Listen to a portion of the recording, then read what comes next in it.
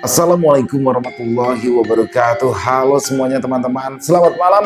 Selamat datang kembali di channel kesayangan kita, channel Ilo Ekstrim, dan masih bersama saya Ilo dimanapun teman-teman berada. Semoga teman-teman selalu dalam keadaan sehat walafiat tanpa kekurangan satu apapun. Amin amin ya robbal alamin.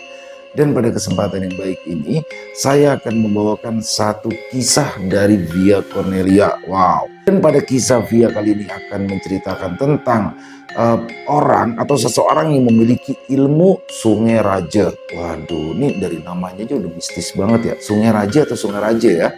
Dan di sini bagaimana artinya sungai adalah sungai dan raja artinya adalah raja. Yang mana pemilik ilmu ini bisa mengobati, bisa melakukan pengobatan ya, baik kepada penyakit fisik maupun non fisik, dan juga memiliki kebatinan yang kuat. Dan juga bagaimana pemilik ilmu ini bisa memiliki wibawa yang kuat dan juga seperti pengasihan begitu ya. Oh, ini saya juga baru tahu nih ilmu seperti ini. Ya, dia amalannya doa, wirid, puasa, ada juga beberapa mantra, dan juga bahan-bahan yang digunakan medianya berasal dari alam. Nah, ini ada beberapa daerah nih, ada si ilmu Sungai Raja dari Madura, dari Cirebon juga ada. Tapi yang akan kita bicarakan dalam cerita ini adalah ilmu Sungai Raja yang berasal dari Madura. Waduh, ini pasti keren pakai banget ya. Oke, tapi sebelum kita masuk ke dalam kisahnya, buat teman-teman mungkin yang baru gabung atau udah lama gabung tapi lupa nih, belum diklik tombol subscribe-nya, ayo dong bisa diklik dulu tombol subscribe channel Ilo Ekstrim.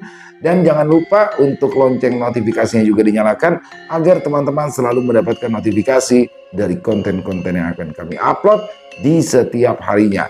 Dan untuk channel Ilo Ekstrim kami upload setiap hari teman-teman ya, setiap malam jam 7 malam waktu Indonesia bagian Barat. Oke, nggak pakai berlama-lama lagi, pasti udah nggak sabaran kan untuk masuk ke dalam kisahnya. Kita langsung saja masuk ke dalam kisahnya. Bunuh horor. Akhir tragis pemilik ilmu Sungai Raja. Jember, Jawa Timur, sekitaran tahun 1990-an.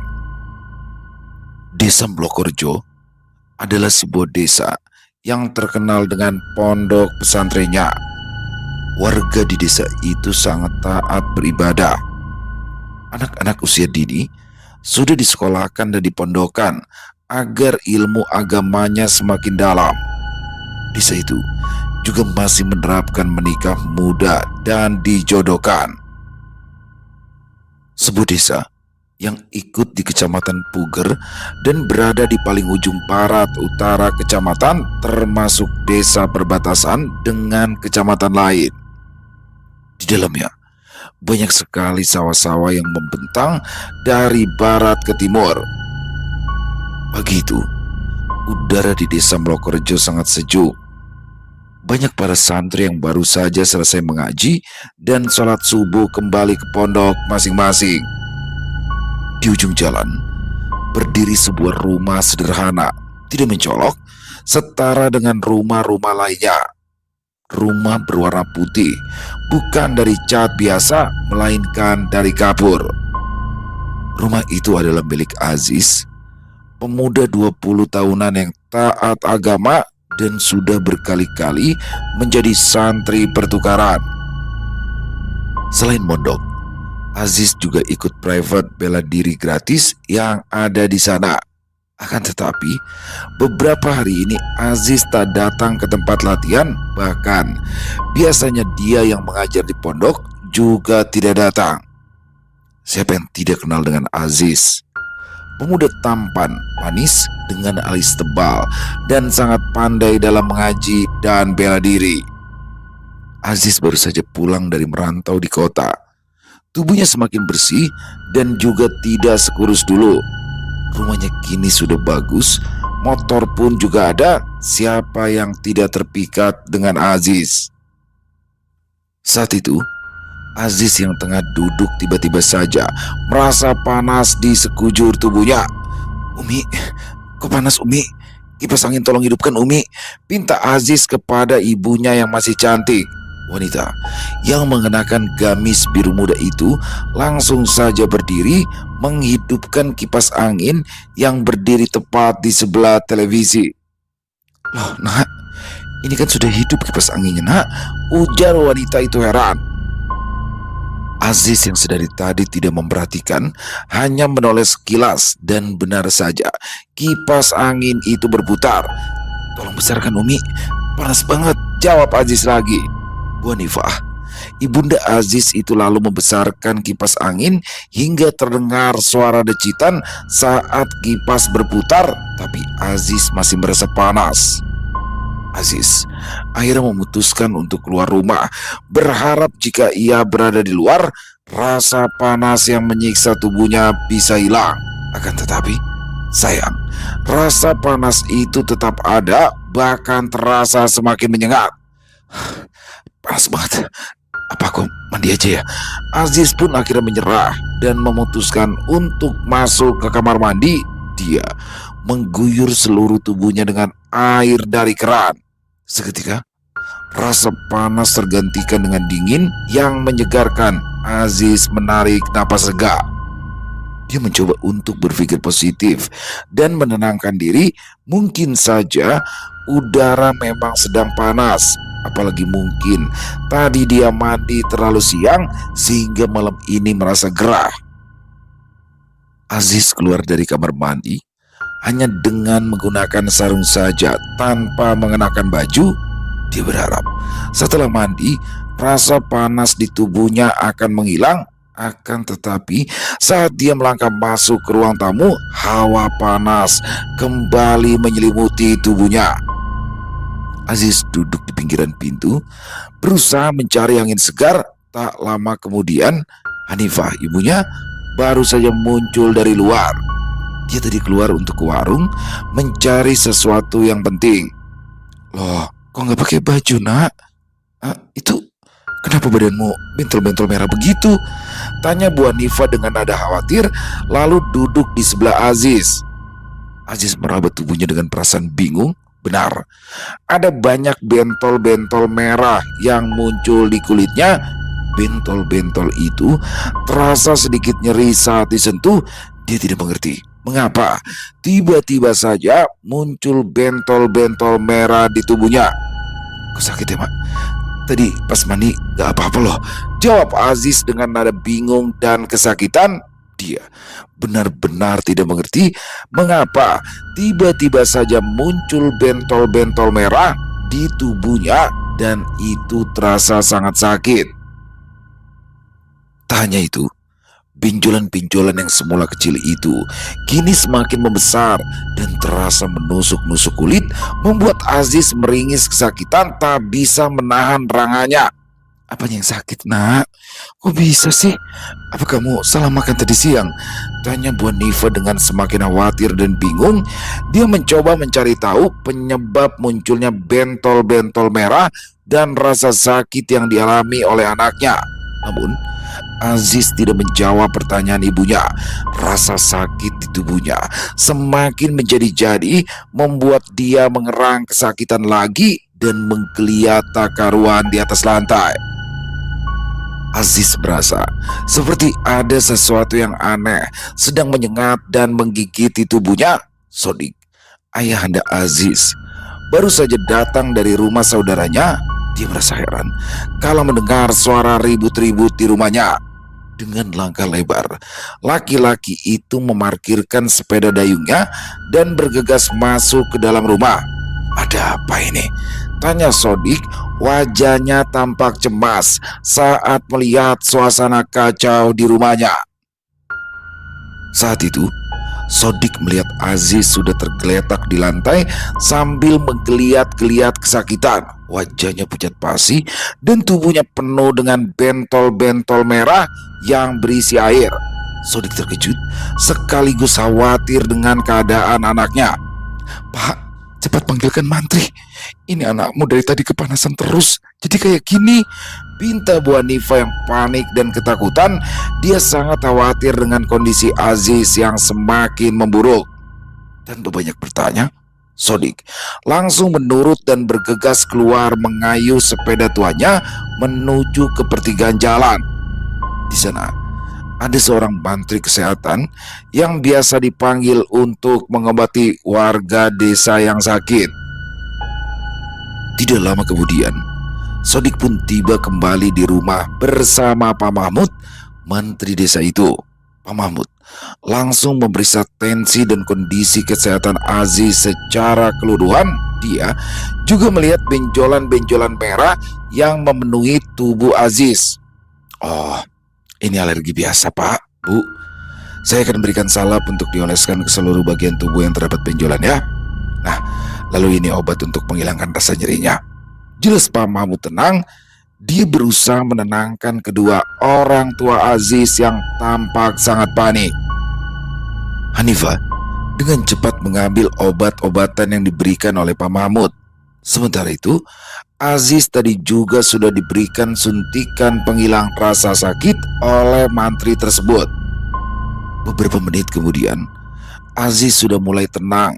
Rasa sakit di tubuhnya perlahan-lahan mulai menghilang.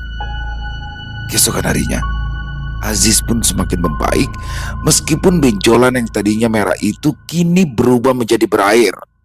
Bu Hanifah mengeluarkan semua kasur-kasur di rumahnya yang menjemur di bawah terik matahari. Dia berpikir mungkin putranya alergi dengan kasur itu sebab dia sudah lama tinggal di kota. Hari sudah semakin siang.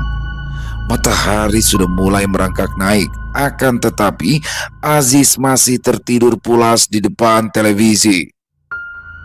Selama pulang ke kampung, Aziz selalu bangun siang. Tak pernah sholat subuh seperti dulu lagi. Dia selalu saja beralasan kalau di kota dia lelah bangun tengah malam, di kampung dia ingin beristirahat yang panjang dan tenang. Siang itu Aziz masih belum juga bangun. Sang ayah sudah berangkat ke sawah, sementara ibunya baru pulang dari sungai untuk mencuci baju. Meskipun mereka sudah punya sanyo dan kamar mandi, akan tetapi tetap saja Bu Hanifah lebih suka mencuci pakaian di sungai yang mengalir. Selain lebih mudah, itu juga menghemat listrik. Bu Hanifah susah payah membawa pakaian yang sudah ia cuci. Pintu rumahnya masih tertutup rapat, sama seperti saat ia tadi berangkat ke sungai. Bu Hanifah mengelap keringat yang bercucuran. Wajahnya merah terkena sengat matahari. Loh, kok Aziz belum pulang juga ya? Gumam Bu Hanifah berkata pada dirinya sendiri. Bu Hanifah lalu masuk ke dalam rumah untuk memastikan bahwa anaknya itu sudah bangun. Namun kenyataannya, sang putra masih tertidur pulas, tak bergerak sama sekali dengan posisi yang sama seperti tadi. Aziz, bangun nak. Udah siang kok kamu belum bangun juga sih? Bu Hanifah mengguncang-guncang tubuh Aziz. Akan tetapi Aziz bergeming. Nafasnya seakan tak berembus, membuat dada Bu Hanifah seperti berhenti berdetak. Bu Hanifah memegang lengan Aziz, memastikan nadinya masih berdenyut. Nak, bangun nak, bangun. Ulang Hanifah lagi. Aziz menggeliat dan terlentang, membuat Bu Hanifah berteriak histeris. Wajah Aziz membengkak, tak hanya matanya saja, tapi di seluruh wajahnya, dan juga ada tanda aneh di jidatnya. Aziz, bangun nak, kamu kenapa? Bu Hanifah semakin panik. Aziz mencoba untuk membuka mata, namun kelopak matanya bengkak sehingga membuat ia kesulitan untuk membuka mata. Umi, gelap, aku gak bisa buka mata Umi, tolong. Suara Aziz serak, tenggorokannya seperti kering. Ya Allah nak, kamu kenapa sih? Sebentar ya, Umi ambil es batu buat kompres. Kali aja mau kompres ya. Bu Hanifah bangkit dan segera masuk ke dalam dapur. Dia mengambil es batu yang dibungkus dengan plastik dan kain. Bu Hanifah mulai mengompres wajah anaknya. Akan tetapi bukan dingin yang Aziz rasakan, melainkan seperti terbakar dan ditusuk-tusuk. Aziz mengerang kesakitan. Ibunya pun semakin panik, apalagi saat ini tak ada orang di rumah, hanya dia dan Aziz saja. Ya Allah, apa yang terjadi sama kamu, Cis? Makanya Cis, tidur itu jangan sampai siang. Kamu itu setelah pulang merantau ke kota kok semakin membangkang sama Umi. wanita itu mengambil obat. Mungkin dengan obat dan salep Aziz bisa sembuh. Tapi nihil hasilnya. Ya, masih sama saja. Wajah Aziz semakin membengkak. Meskipun di matanya sudah sedikit kempes, tapi pipi, jidat, dan hidung semakin membengkak seperti diisi air bening. "Umi, wajahku sakit banget, Umi," teriak Aziz. Bu Nifah semakin bingung.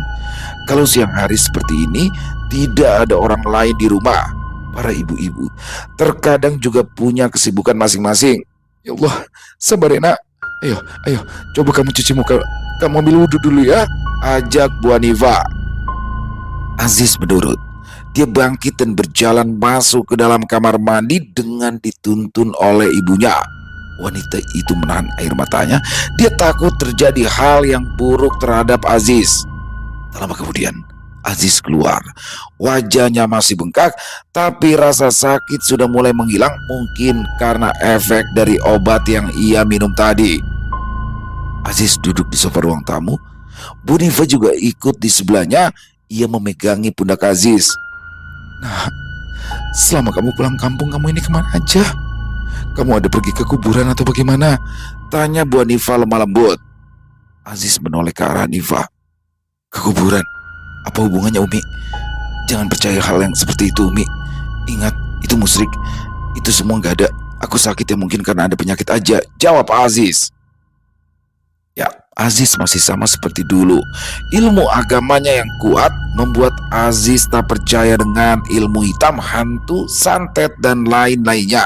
Bagi dia, kalau sakit itu karena Allah ingin menguji kesabaran hambanya. Bu Nifah pun bungkam, tapi pikirannya kemana-mana. Ia pun segera beranjak dan mengambil jilbabnya di kamar. "Tunggu di sini ya nak, Umi mau ke pondok dulu, mau minta air sama Kiai," ujar Bu Nifah yang sudah akan melangkah. "Tidak usah Umi, bikin malu saja. Biarkan saja. Nanti kalau Abi datang, aku mau ke dokter aja. Kayaknya aku alergi," cegah Aziz. Ya, selama Aziz datang, dia belum ke pondok sama sekali. Biasanya dia sering datang mengunjungi meskipun hanya sebentar untuk menengok sang kiai dan juga pondok pesantren tempat ia menimba ilmu dulu. Bu Nifah pun kembali duduk. Dia tidak mau membantah. Bu Nifah tahu sifat anaknya, dia yang tak mau merepotkan orang lain. Hari terus saja berlalu. Aziz sudah menghabiskan 3 bongkai es batu untuk mengompres wajahnya, namun tetap saja bengkak dan tak kunjung meredak. Bahkan di bagian dagunya seakan meletus dan mengeluarkan air. "Nah, ayo, biar Umi aja yang antar kamu ke dokter. Umi khawatir itu keluar airnya banyak," ajak Bu Nifah. Aziz juga merasakan perih, seperti ada yang bergerak-gerak. Aziz pun menganggukkan kepala. Bu Nifah segera memanggil becak untuk membawa mereka ke puskesmas terdekat. Saat becak sudah tiba, Aziz sengaja memakai penutup wajah agar tidak ada orang yang melihat wajahnya yang sangat menyeramkan kini. "Mau kemana Bu Nifah?" tanya sang pengemudi becak yang bertubuh tinggi besar dan berkulit hitam legam. "Ke puskesmas, tolong cepatan ya, takut tutup dokternya," dusta Bu Nifah. Sebenarnya ia hanya tak mau orang lain tahu keadaan putranya saat ini. Laki-laki itu hanya menurut saja. Sementara itu, di sepanjang perjalanan, Aziz menahan rasa sakit yang semakin menjadi-jadi. Dari wajahnya yang bengkak itu terasa panas dan seperti ada yang menjalar. "Umi, sakit Umi," bisik Aziz dengan suara lirih. Tak mau sampai tukang becak itu mendengar dan dia akan jadi topik utama. Bu Nifah memegang tangan Aziz dan menganggukkan kepalanya. Dia tahu bahwa putranya kesakitan, namun dia tak bisa berbuat apa-apa selain hanya diam dan berharap mereka akan cepat sampai. Beberapa menit kemudian, mereka pun tiba di puskesmas. Aziz turun terlebih dahulu dari beca dengan membelakangi kendaraan tersebut. Dia menunggu sampai ibunya selesai memberikan uang ongkos kepada si tukang beca itu. Setelah urusan pembayaran selesai, Mereka berdua pun masuk ke dalam puskesmas dan mendaftarkan diri di ruang administrasi. Tak lama kemudian, Aziz dan ibunya dipanggil dan kini mereka sudah berada di dalam ruangan dokter. Sejak kapan ini terjadi, Bu? Kok bisa melepuh seperti ini? Apa sebelumnya ada rasa gatal atau terkena benda panas? Tanya dokter yang bertugas. Bu Hanifah menggelengkan kepalanya. Enggak, Dok. Tadi tiba-tiba bangun tidur aja kayak gini, jawab Bu Hanifah padanya, tak mengurangi atau menambahi ucapannya. Dokter merasa heran dan juga bingung. Jika memang ini disebabkan oleh gigitan serangga, tidak mungkin ukurannya sebesar ini dan menimbulkan luka melepuh yang mengerikan. Sepertinya ini herpes, Bu. Kita akan berikan resep obat untuk diminum dan juga dioleskan ya. Kalau bisa jangan sampai terkena air dulu dan usahakan handuk ataupun alat mandinya jangan sampai tercampur dengan yang lainnya. Karena herpes ini termasuk penyakit menular, Ibu. Jelas sang dokter wajahnya tampak sangat serius. Bu Hanifah hanya menganggukkan kepalanya dengan lesu. Setelah mendapatkan resep obat dan mengambil obat-obatan yang dibutuhkan, mereka berdua pun bergegas pulang. Akan tetapi, belum sampai di pintu keluar puskesmas, tiba-tiba saja Aziz kentut dengan sangat kencang dan juga keras sehingga membuat semua pasien yang ada di ruang tunggu itu menoleh ke arah mereka dengan tatapan terkejut sekaligus jijik. Semua orang di ruangan itu mendadak merasa mual dan ingin muntah karena bau kentut Aziz sangat busuk seperti bau bangka yang menyengat. Sementara itu, Aziz sendiri merasa sangat malu dan bingung. Dia tidak merasa ingin kentut sebelumnya. Lalu, mengapa tiba-tiba perutnya seakan mengeluarkan angin dengan aroma busuk yang memuakkan itu? Udah jelek, kentut yang gak sopan. Manusia apaan itu? Gak punya adab sama sekali, jebik salah satu pasien yang merasa sebal dengan kelakuan Aziz. Aziz hanya bisa menundukkan kepalanya dalam-dalam karena malu. Sementara itu Bu Hanifah meminta maaf kepada para pasien. Dia segera menarik tangan Aziz untuk menjauh dari kerumunan orang. Kamu ini gimana sih, Cis? Bikin malu Umi aja sih. Masa iya kamu kentut gak kira-kira? Kayak anak gak berpendidikan aja, tegur Hanifah dengan nada kesal. Wajahnya pucat menahan malu sekaligus marah. Aziz tidak menjawab teguran dari ibunya. Dia merasa bingung dan tidak mengerti. Aziz tidak merasa kalau dia telah kentut, apalagi mengeluarkan bau busuk seperti itu. Ayo pulang. Kamu ini pulang dari kota malah nyusahin, bawa penyakit. Apa kamu gak pernah jaga kebersihan di sana? Hanifah yang biasanya sabar dan penyayang kini tampak ketus dan kesal kepada Aziz. Dia merasa kecewa dengan tingkah laku anaknya yang dianggap telah membuat malu di depan banyak orang. Lagi-lagi Aziz hanya diam, merasa percuma jika ia mencoba menjelaskan apa yang ia rasakan. Aziz merasa ada sesuatu yang aneh bergerak-gerak di dalam perutnya, seolah ada sesuatu yang ingin keluar. Umi, perutku kayak ada yang jalan di dalam, ujar Aziz lirih, mencoba memberanikan diri untuk berbicara pada ibunya. Dia tahu bahwa ibunya masih kesal kepadanya. Wanita itu tidak menoleh ke arah Aziz. Dia melipat kedua tangannya di dada sambil menunggu becak datang. Ya geraklah, kan di perutmu ada cacingnya. Dah, jangan macam-macam, bikin malu, nyusahin, jawab Bu Hanifah dengan nada ketus. Dada Aziz terasa seperti ditikam oleh pisau yang tajam. Ucapan ibunya tadi membuat dia tersenyum getir. Dia merasa bahwa ibunya tidak percaya padanya dan hanya bisa menyalahkan Aziz. Aziz hanya bisa diam, menahan gejolak aneh di dalam perutnya. Tiba-tiba saja bau busuk yang menyengat tercium lagi di udara.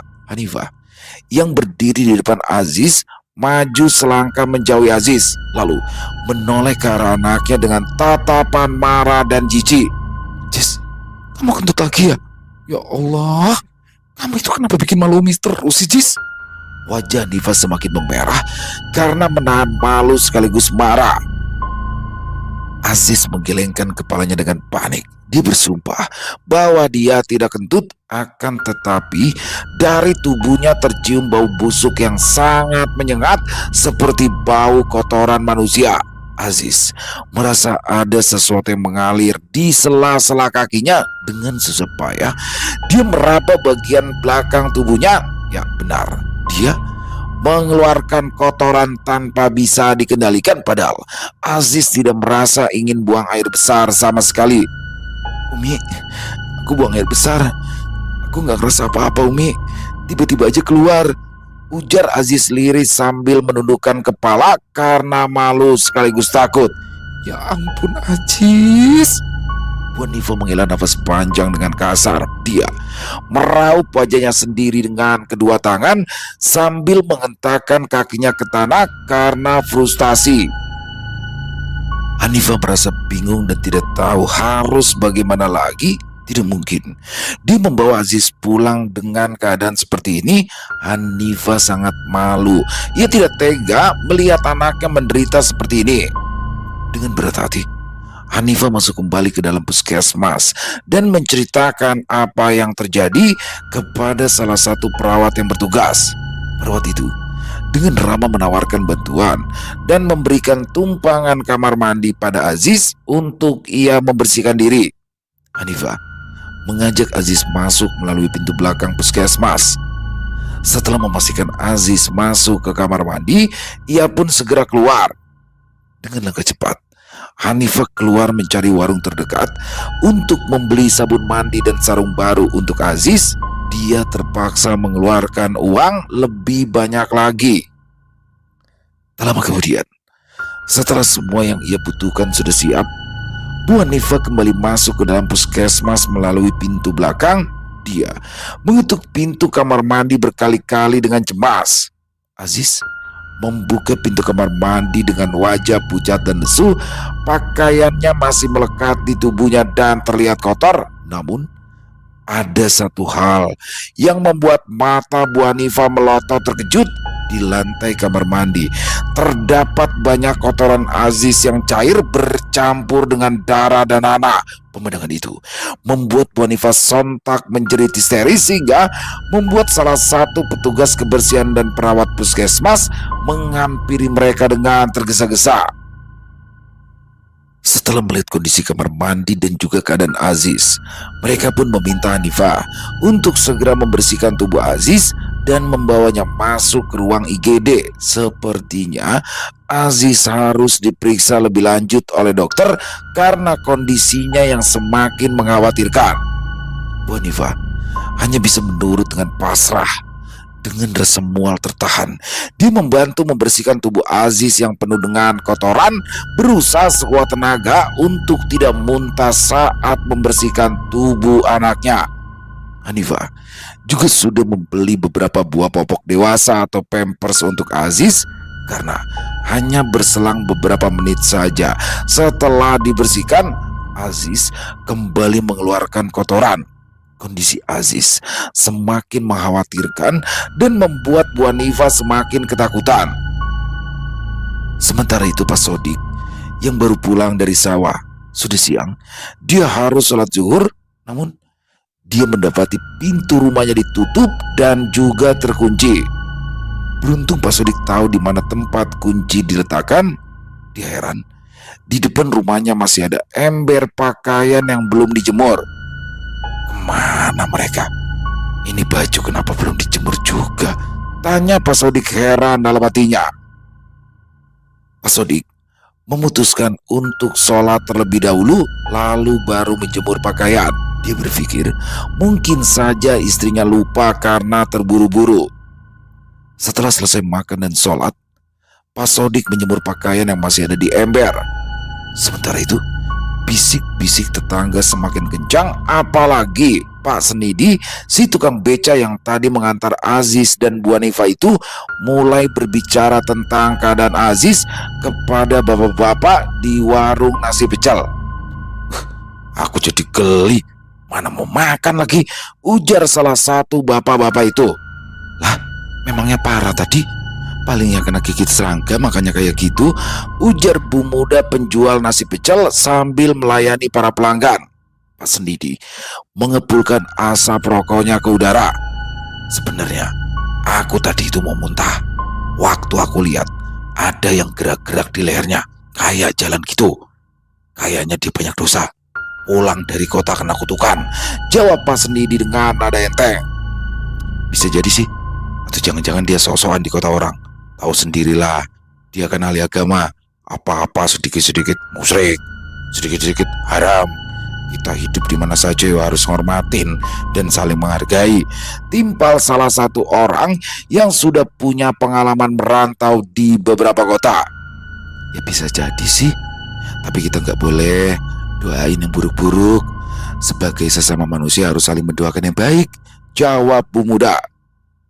Sendiri pun beranjak dan akan menarik becak lagi. Saat ini dia baru mendapatkan satu penumpang, yaitu Bu Hanifa dan Aziz. Saat dia melintas di depan rumah Aziz, Pak Sendidi melihat Sodik yang tengah duduk santai setelah selesai menjemur pakaian. Karena masih penasaran dengan Aziz yang sakit apa, Pak Sendidi pun memutar becaknya masuk ke pekarangan Sodik.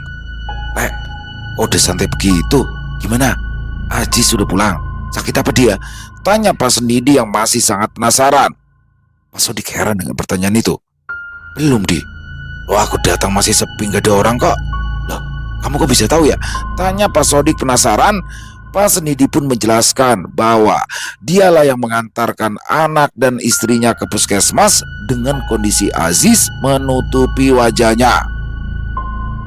Karena khawatir, Sodik pun masuk dan mengeluarkan motor milik Aziz. Tanpa menunggu lama, ia segera tancap gas menuju ke puskesmas. Dengan tergopoh-gopoh, Pak Sodik bertanya keberadaan sang istri dan anaknya. Ternyata di depannya itu Bu Hanifa tengah duduk dengan keadaan yang sangat kacau. Hanifa, gimana Aziz? Kenapa dia? Tanya Sodik dengan nafas tersengal-sengal. Bu Hanifa menceritakan semuanya, termasuk kejadian di kamar mandi. Pak Sodik pun terduduk, dia hanya bisa mengusap wajahnya secara kasar. Ya Allah, dosa apa yang anakku lakukan? Kenapa dia harus mendapatkan cobaan sakit seperti ini? Bu Hanifah hanya bisa menatap lurus ke depan. Dalam hati ia tak berhenti berdoa. Pak, apa Aziz terkena santet ya? Bapak tahu kan, dia belum waktunya pulang tapi sudah pulang. Apa dia bertengkar sama orang di kota sana ya? Tanya Bu Hanifah, pikirannya sudah kemana-mana. Pak Sodik menggelengkan kepalanya. Jangan percaya sama hal seperti itu. Bisa saja memang sudah waktunya sakit. Kita kan gak tahu dia makan apa di sana. Bisa saja ada obat yang berbahaya di zaman seperti ini, jawab Pak Sodik mencoba berpikir positif. Bu Hanifah menganggukkan kepalanya. Ia beristighfar di dalam hati berkali-kali. Nanti aku datang ke Pak Yai, mungkin minta air sama doa biar Aziz bisa sembuh, ujar Pak Sodik. Tak lama kemudian, dokter keluar dari ruang pemeriksaan.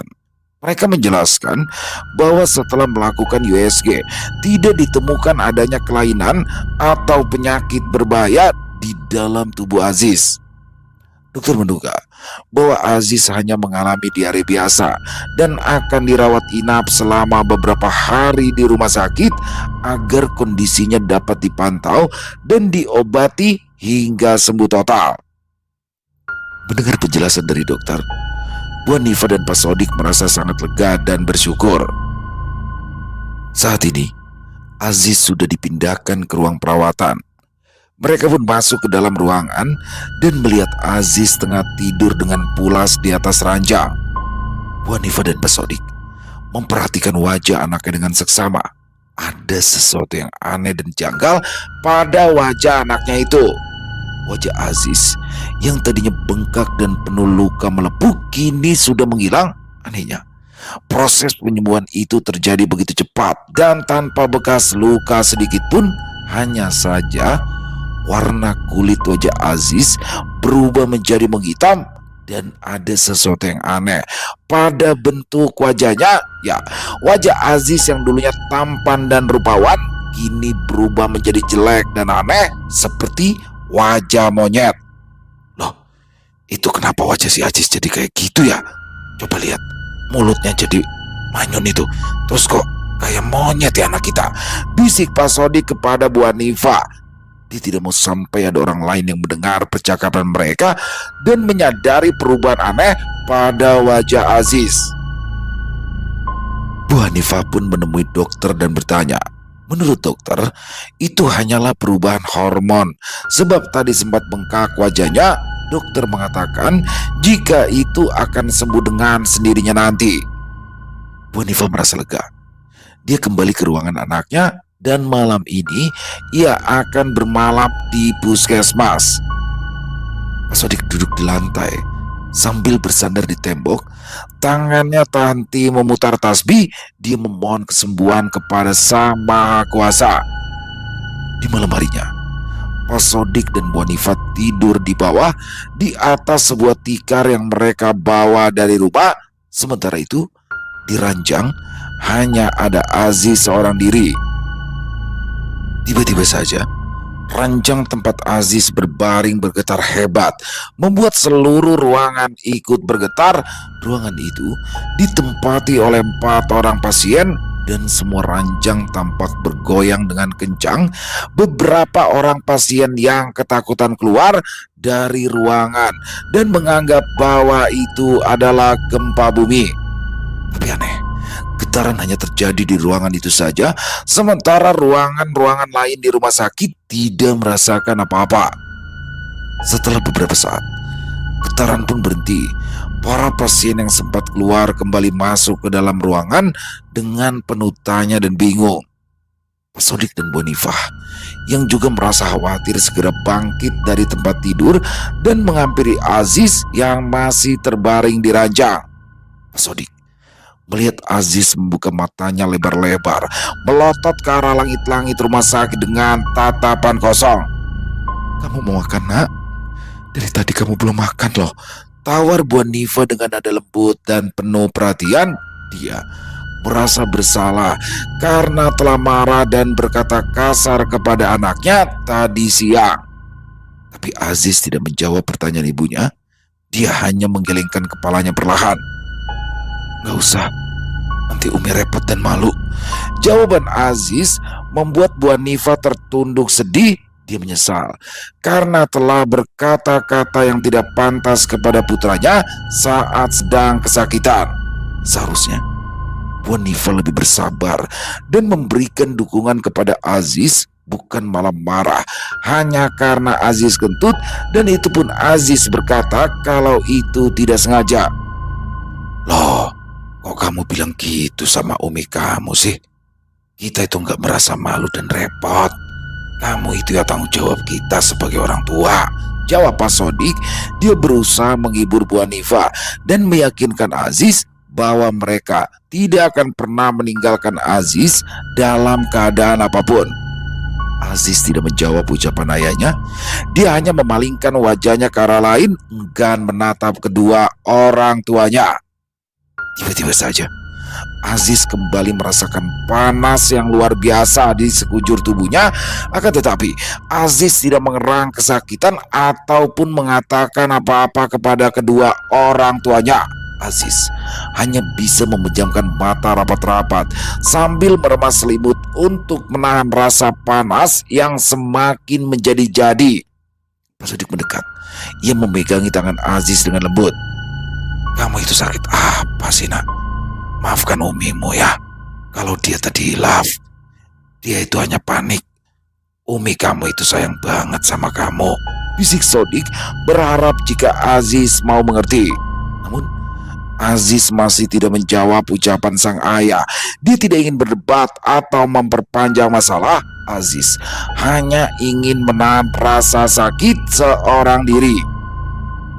Aziz merasakan ada sesuatu yang aneh yang bergerak-gerak di dalam tubuhnya, seolah-olah ada sesuatu yang menggeliat dari kakinya dan berjalan naik ke atas. menuju ke seluruh tubuh. Begitu juga dari punggungnya, ada sesuatu yang bergerak naik dan menyebar ke seluruh tubuhnya. Istighfar nak, jangan lupa sama Allah. Ini ujian, percayalah kamu akan sembuh lagi nak. Bisik Sodik berharap Aziz dapat bersabar dan tawakal menghadapi ujian ini. Dia yakin bahwa Allah akan memberikan kesembuhan kepada anaknya jika itu terus berdoa dan berusaha. Namun kali ini rasa sakitnya sangat berbeda. Aziz menjerit kesakitan dengan suara memilukan. Tubuhnya mendadak memerah dan melepuh hingga mengeluarkan cairan bening yang berbau busuk. Sekujur tubuhnya terasa sakit tak tertahankan. Aziz hanya bisa pasrah dan merintih kesakitan.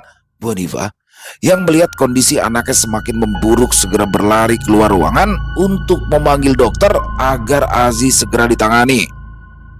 Begitu masuk dokter ke dalam ruangan, dia terkejut melihat kondisi Aziz yang sangat mengenaskan. Tubuh Aziz memerah dengan benjolan-benjolan yang semakin banyak dan membesar.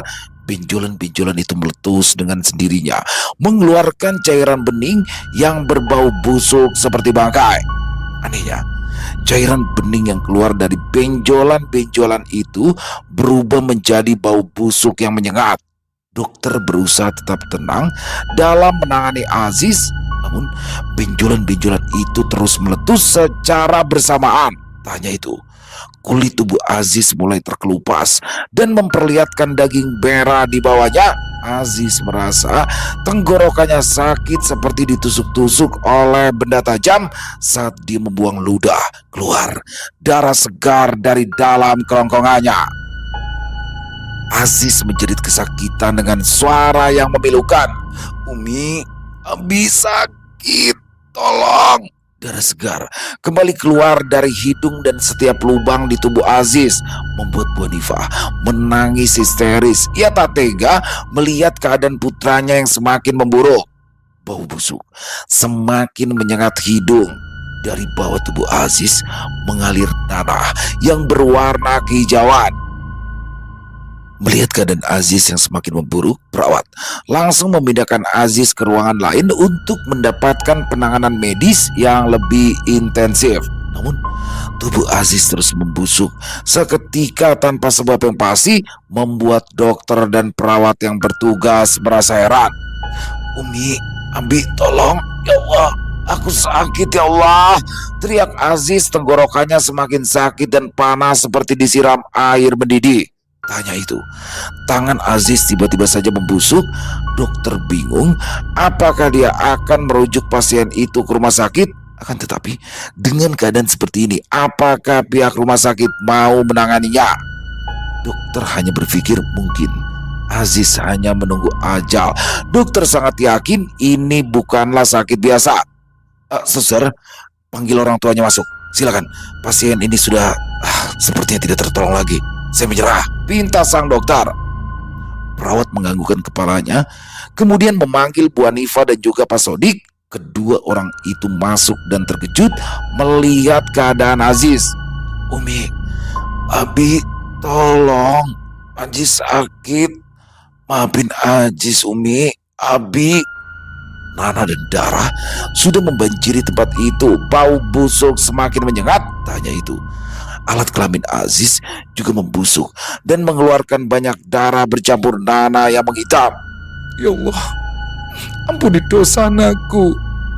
Apa yang terjadi padanya? Aziz, kenapa kamu jadi begini, nak? Suara tangisan Bu Hanifah pecah. Umi, Abi, maafin Aziz. Aziz salah. Aziz sudah berdosa. Astagfirullahaladzim. Apa sebenarnya yang sudah kamu lakukan? Istighfar, nyebut Allah itu maha pengampun. Pak Sodik berusaha untuk menuntut Aziz agar mengingat Allah. Pak Sodik menepuk pundak Bu Hanifah. Sudah, jangan menangis lagi. Relakan dan ikhlaskan saja. Mungkin memang sampai di sini perjanjian dia dengan Allah, ujar Pak Sodik lagi. Bu Hanifah semakin pecah tangisannya. Ya Allah, Abi maaf. Aziz sudah melanggar perjanjian dengan Allah. Aziz berzina dengan wanita di sana, Abi. Aziz mabuk. Aziz juga berjudi. Akhirnya suara Aziz keluar. Pak Sodik hanya menghela nafas panjang. Dia mendekatkan dirinya pada Aziz dan membacakan sholawat di telinga anaknya. Tapi Aziz masih saja meracau. Dia mengatakan bahwa pernah mempelajari dan mengamalkan ilmu Sungai Raje, akan tetapi dia justru ingkar, dan saat ini semua berbalik pada dirinya sendiri. Saat berada di kota, iman Aziz goyah. Dia mulai ikut-ikutan temannya ke klub malam, minum, dan juga main perempuan. Bahkan dia berganti-ganti perempuan di tiap malam. Bahkan setelah pulang, dia menyombongkan itu semua pada teman-temannya yang masih menyantri di pondok dan mengatakan bahwa temannya tak berguna. Aziz akan lupa ilmu Sungai Raje itu tidak memperbolehkan dia berzina, mabuk, sombong, dan berbuat jahat, karena selain ilmu itu akan luntur, akan ada sebab akibat dan berujung kematian. Ikuti Abi Aziz, bisik Pak Sodik lagi. Asyhadu an la ilaha illallah wa asyhadu anna Muhammadar Rasulullah. Mata Aziz sudah melotot, mulutnya tak sanggup lagi berkata-kata, nafasnya sudah sampai di kerongkongan. Pak Sodik terus saja membacakan syahadat di telinga Aziz. Sementara itu, Bu Hanifah duduk bersimpu di atas lantai. Dia kembali menangis. Bu, gak ada gunanya kamu nangis dan teriak-teriak. Gak akan merubah kenyataan. Cepat ambil wudhu, bacakan surah Yasin, minta permudah jalan anakmu ini, ujar Pak Sodik. Bu Hanifah menyeka air matanya. Dia segera mengambil wudhu. Sementara beberapa perawat berusaha untuk membersihkan cairan menjijikan. Bu Hanifah datang dan langsung membacakan surah Yasin. Beruntung dia sudah hafal. Pak Sodik masih membantu berbisik, sementara dokter dan perawat ikut berdoa bersama.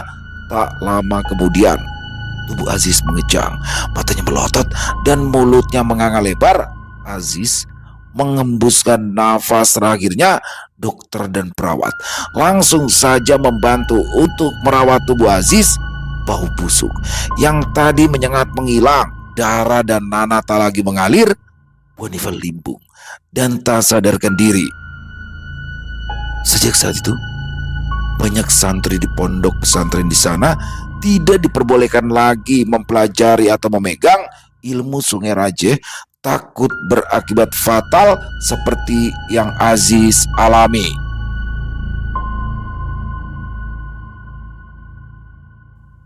Selesai. Wow, luar biasa kisah dari Via Cornelia. Waduh, Aziz ngeri banget ya. Saya pikir nih Aziz disantet nih teman-teman, atau dijadikan tumbal pesugihan keluarganya. Tapi ternyata, mengerikan banget. Ini benar-benar di luar prediksi saya. Ternyata Aziz mengalami sakit yang mengerikan sampai pada akhirnya dia meninggal dunia. Itu karena dia sudah melanggar pantangan daripada ilmu Sungai Raje. Jadi pemilik ilmu ini tidak diperbolehkan berzina, tidak diperbolehkan mabuk, judi, dan lain-lain yang buruk-buruk. Waduh, sebenarnya bukan untuk pemilik ilmu ini aja sih ya. Untuk yang tidak memiliki ilmu ini juga nggak boleh seperti itu. Tapi khusus untuk pemilik ilmu Sungai Raje ini, apabila dia melanggar pantangan-pantangan itu akan berakhir seperti Aziz ini. Waduh, mengerikan banget nih. Ini, tapi ada yang sedikit lucu, tapi menjijikan lucu, tapi juga ngeri ya. Ketika dia buang angin di depan umum tuh, di depan para pasien di puskesmas. Waduh, tuh satu puskesmas ngeliatin, nauzubillah min dzalik, jangan sampai kita pernah kayak gitu. Itu malu pakai banget tuh teman-teman, parah banget ya. Dan bahkan ketika sampai di luar puskesmas, astagfirullah, dia buang air tanpa sadar. Sampai akhirnya dirawat dan akhirnya meninggal dunia. Waduh, ini asli ngeri banget ya. Kisah ini benar-benar menjadi apa ya, jangan sampai deh kita kayak gitu deh. Jadi buat teman-teman juga yang nggak punya ilmu Sungai Raje juga jangan juga melakukan 3 hal tadi yang dilakukan oleh si Aziz. Dan semoga bisa menjadi pembelajaran untuk kita semua ya teman-teman ya. Semoga kita bisa mengambil hikmah yang baik dari kisah barusan. Dan Via Cornelia, terima kasih atas kisahnya yang luar biasa. Ditunggu lagi untuk kisah-kisah selanjutnya. Semoga teman-teman semua terhibur ya dengan kisah barusan. Buat yang punya komentar lain, punya pendapat, bisa menuliskan di dalam kolom komentar ataupun hanya sekedar saling menyapa. Insya Allah kami akan menjawabnya satu persatu. Dan buat teman-teman yang suka dengan videonya, bisa diklik tombol like, tombol jempol, tombol hype-nya jangan lupa ya. Dan boleh juga dong di share link videonya ini ke teman-teman yang lain agar juga ikut merasa terhibur. Di akhir kata, saya Ilo mengucapkan permohonan maaf apabila mungkin dalam pembawaan kisahnya barusan ada kata-kata saya yang salah ataupun ada kata-kata saya mungkin yang kurang berkenan. Saya mohon dibukakan pintu maaf yang seluas-luasnya. Sampai berjumpa lagi di konten-konten kami selanjutnya yang pasti tidak kalah ngerinya, pasti tidak kalah seramnya. Masih bersama saya Ilo di channel Ilo Ekstrim. Salam sehat sukses selalu untuk kita semua. Wassalamualaikum warahmatullahi wabarakatuh.